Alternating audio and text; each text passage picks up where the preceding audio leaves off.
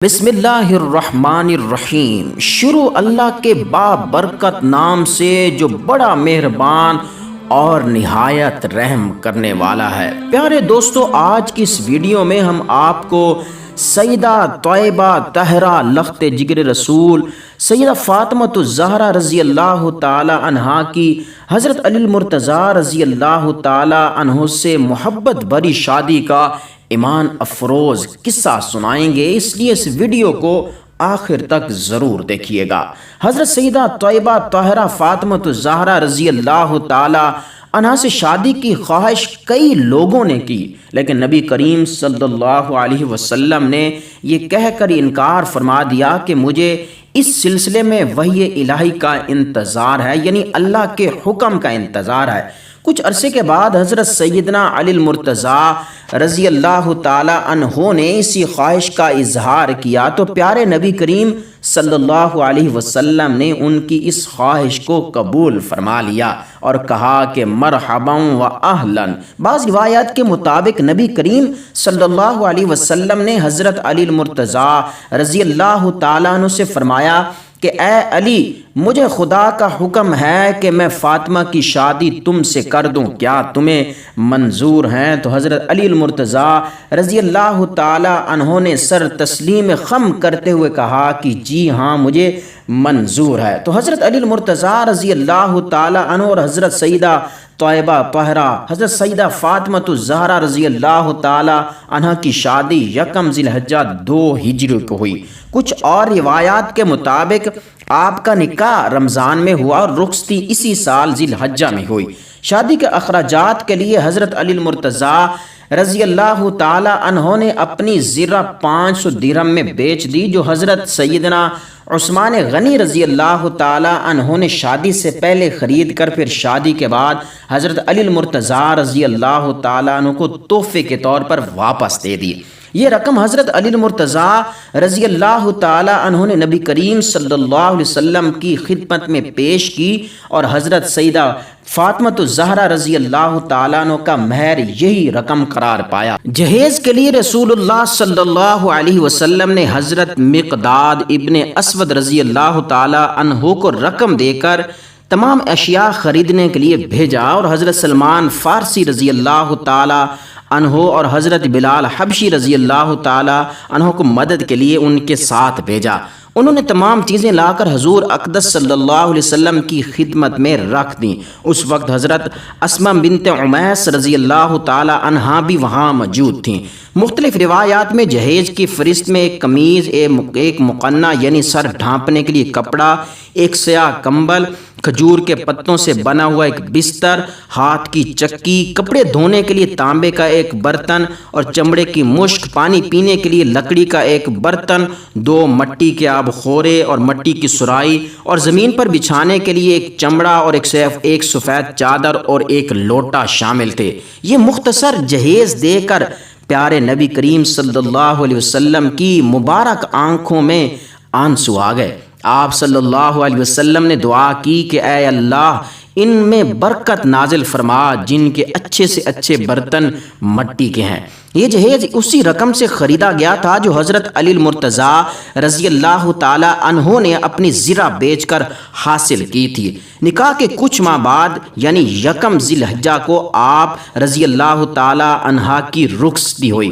رخصتی کے جلوس میں حضرت بی بی سیدہ فاطمۃ الزہرا رضی اللہ تعالی عنہا اشہب نامی ناکہ پر سوار ہوئیں، جس کے ساربان حضرت سلمان فارسی رضی اللہ تعالی عنہ تھے۔ ازواج مطہرات جلوس کے آگے آگے تھیں اور بنی ہاشم ننگی تلواریں لیے جلوس کے ساتھ ساتھ تھے۔ مسجد کا طواف کرنے کے بعد حضرت بی بی سیدہ فاطمۃ الزہرا رضی اللہ تعالی عنہ کو حضرت علی المرتضیٰ رضی اللہ تعالی عنہ کے گھر اتارا گیا۔ رسول اللہ صلی اللہ علیہ وسلم نے پانی منگوایا، اس پر دعائیں پڑھیں اور حضرت علی المرتضیٰ اور حضرت بی بی سیدہ فاطمۃ الزہرا رضی اللہ تعالیٰ عنہما کے سر، بازو اور سینے پر چھڑک کر یہ دعا کی کہ اے اللہ، انہیں اور ان کی اولاد کو شیطان الرجیم سے تیری میں پناہ میں دیتا ہوں۔ ازواج مطہرات نے جلوس کے آگے رجز پڑھے۔ رسول اللہ صلی اللہ علیہ وسلم نے خاندان عبد المطلب اور مہاجرین اور انصار کی خواتین کو فرمایا کہ آپ رجز پڑھیں۔ پڑھیں اور خدا کی حمد و تکبیر کہیں اور کوئی ایسی بات نہ کہیں اور نہ کریں جس سے اللہ تبارک و تعالی ناراض ہو جائے۔ بالترتیب حضرت ام المؤمنین میں حضرت ام سلمہ رضی اللہ تعالی عنہا نے اور حضرت عائشہ صدیقہ رضی اللہ تعالی عنہا اور حضرت حفصہ رضی اللہ تعالی عنہا نے رجز پڑھے۔ آپ رضی اللہ تعالیٰ عنہ کی شادی کے بعد زنان قریش یعنی قریش کی عورتیں انہیں تانا دیتی تھیں کہ ان کی شادی ایک غریب آدمی سے کر دی گئی ہے، جس پر سیدہ بی بی فاطمہ الزہرا رضی اللہ تعالیٰ عنہا نے رسالت مآب صلی اللہ علیہ وسلم کی خدمت میں شکایت کی تو اس پر رسول اللہ صلی اللہ علیہ وسلم نے حضرت فاطمہ الزہرا رضی اللہ تعالیٰ عنہ کا ہاتھ پکڑا اور پھر تسلی دی کہ اے فاطمہ ایسا بالکل نہیں ہے، بلکہ میں نے تیری شادی ایک ایسے شخص سے کی ہے جو اسلام میں سب سے اول، علم میں سب سے اکمل اور حلم میں سب سے افضل ہے۔ کیا تمہیں نہیں معلوم کہ علی میرا بھائی ہے دنیا میں بھی اور آخرت میں بھی؟ یہ سن کر حضرت بی بی سیدہ فاطمہ الزہرا رضی اللہ تعالی عنہا ہنسنے لگیں اور عرض کی کہ یا رسول اللہ صلی اللہ علیہ وسلم میں اس پر راضی ہوں اور خوش ہوں۔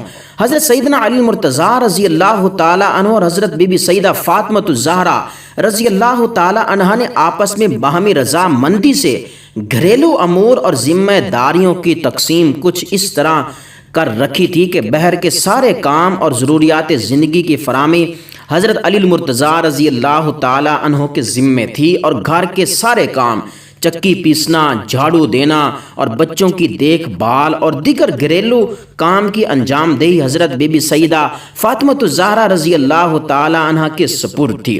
ان امور میں آپ کی خوش دامن حضرت فاطمہ بنت اسد رضی اللہ تعالی عنہ بھی آپ کی مدد کرتی۔ شیخ عبدالحق محدث دہلوی رحمۃ اللہ علیہ نے مدارج النبوہ میں یہ روایت درج کی ہے کہ یہ تقسیم خود تاجدار کائنات صلی اللہ علیہ وسلم نے فرمائی تھی۔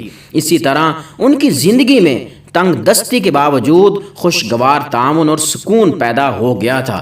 سیدہ کائنات رضی اللہ تعالی عنہا اس حقیقت سے اچھی طرح واقف تھیں کہ بیوی کا مزاج شوہر کے مزاج اور فکر عمل پر براہ راست اثر انداز ہوتا ہے۔ وہ چاہے تو اسے سعادت مندی کی مسند پر بٹھا سکتی ہے اور چاہے تو بدبختی کے گڑھے میں دھکیل سکتی ہے۔ سیدنا علی مرتضیٰ رضی اللہ تعالی عنہ مرد میدان تھے۔ حضور نبی کریم صلی اللہ علیہ وسلم کی مدنی زندگی میں جتنے مارکہ ہائے حق اور باطل ہوئے، حضرت علی المرتضیٰ رضی اللہ تعالی عنہ کی کاری ضربیں تاریخ شجاعت کا تابناک باب ہیں۔ آپ فاتح خیبر، غازی بدر اور احد اور حنین اور خندق کے صف اول کے بڑے مجاہد تھے۔ ایسے مرد مجاہد اور عظیم سپل سلار کی خدمت کے لیے حضرت سیدہ بی بی فاطمہ الزہرا رضی اللہ تعالی عنہ جیسی خیر خواہ، محب اور مخلص اور بہادر زوجہ قدرت کا اپنا ہی انتخاب تھا۔ حضرت سیدہ بی بی فاطمہ الزہرا رضی اللہ تعالی عنہ نے شوہر نامدار کی جہادی زندگی میں بڑی مدد فرمائی۔ انہیں گھریلو کاموں سے فراغت اور بے فکری مہیا کی اور سارا دن تیغ و تفنگ سے تھکے ماندے جب حضرت علی مرتضیٰ رضی اللہ تعالیٰ نے واپس گھر تشریف لاتے تو حضرت سیدہ بی بی فاطمہ الزہرا رضی اللہ تعالی عنہ سو جان سے ان کی خدمت بجا لاتی، ان سے جنگ کے واقعات سن کر اپنا ایمان تازہ کرتی اور ان کی شجاعت کی داد بھی دیتی، زخموں کی مرہم پٹی بھی کرتی اور خون آلود تلوار اور لباس کو اپنے ہاتھوں سے صاف بھی کرتی۔ یوں یہ پیکر جرأت اور شجاعت تازہ دم ہو کر اگلے مارکے کے لیے کمر بستہ ہو جاتے۔ آج بھی مسلمان خواتین اگر سیدہ بی بی فاطمہ الزہرا رضی اللہ تعالی عنہا کی اس صفت کو اپنے کردار کا حصہ بنا لیں تو ایسے گھرانوں میں تربیت پانے والی اولاد کو آئندہ مؤرخ ضرور خراج تحسین پیش کرے گا۔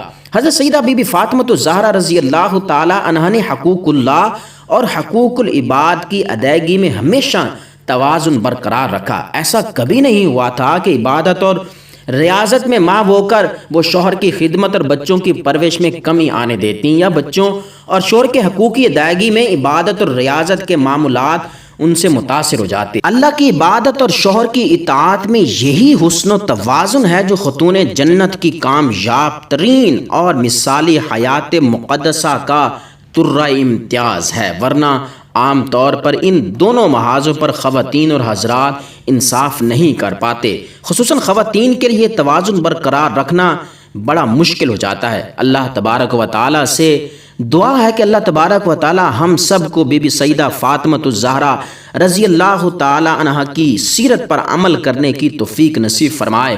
آمین ثم آمین، والسلام۔